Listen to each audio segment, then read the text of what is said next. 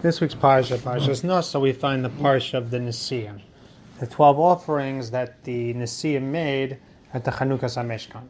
So the famous question on this Parsha is, it seems to be basically the same Parsha 12 times. Torah doesn't like to use extra words, so why is the Torah repeating the same thing 12 times? Just say Nachshon brought this and this, and then repeat it, and then say that the Nesiim all brought that Karban as well, that everybody brought that Karban. So the Ramban, among others, raises the question. The Ramban says there'll be a lack of kavod for those Nesiim. That we're going to show that it's you need to show that they're shakal before Hashem as well. They also matter, which I think is a shmooze in the respect the Torah wants to give them. But the main reason given, and he brings this reason, is the Midrashim go through that these are not the same Karban 12 times. This is 12 separate offerings. That each Shevet had its own symbolism and its own kavanas. The Midrash goes through in detail.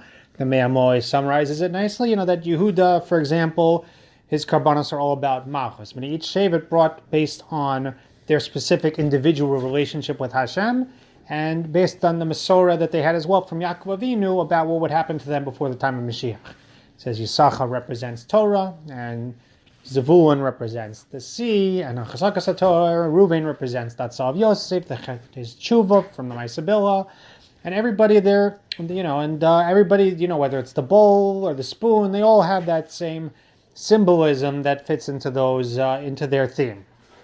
So each Shevet was really coming with their own theme and their own kedusha, their own avoda, and in fact, then you see what Shalom says that each parsha is really kodesh kadoshim because it contains the uniqueness and tafkid of each Shevet. I once asked Rabbi Welch why we don't find more about the heads of the Shevatim, based on my vast bikiyas on the Sefer Ishaya Tanakh. I said, we don't find we don't find too much in the Midrashim about some of the Shivtei Ka, about, let's say Naphtali or Dan, there's come out no Maisim about them. They're talking about top 20 people in Yiddishkeit history. How could it be that there's no Midrashim about them? We said, look at the Parshas Nesiim, and you'll see things about the Ma'ila of each Shevet, what they brought to the table. So, but the point I wanted to get into is the Chedush Sheleh. Rav Henoch Leibowitz points out that you see that each Shevet had their own Karbanos in these hakravos, in these offerings, and in the Panemius they were all different Karbanos because that's how the Torah is, right? A person absorbs it and imbibes it in with them with their own personality, and it's expressed by every individual in their own unique way, and by every Shevet in their own unique way. We find that certain Gedolim had the Midah of Shammai. They say like the Brisker Rav was more of a fiery type of a person. And, someone like Rav Moshe Feinstein, more the Midah of Hillel, a certain gentleness, a certain softness. That the Torah comes through the individual through their individual personality and the way that it speaks to them.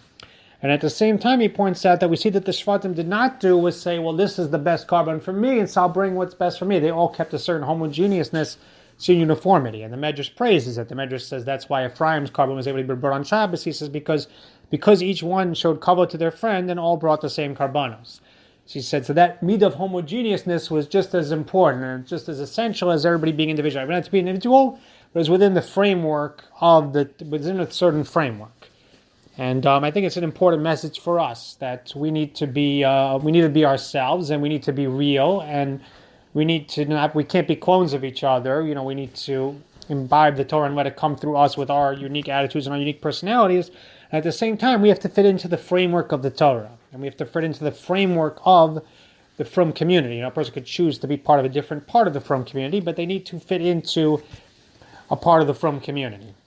The way they say it around Yeshiva Chavetz Chaim is that Rav David Leibowitz used to say a person needs to be a Talmud b'siyata d'Rav, not b'rshus Rav. He's not a clone of his Rebbe, but he follows the derech of his Rebbe. And so at the same time, Rav Shimshon Pincus points out the fact that we can find our individual, that you see that they were able to take 12 different avodos, and every Shevet was able to find the uniqueness within the framework of the Seder, within the framework of Talmud Torah, within the framework of our community. A person can find his individuality and express his individuality, and at the same time it's important to keep that homogeneousness for the good of Klal Yisrael. Wishing everyone a good Shabbos.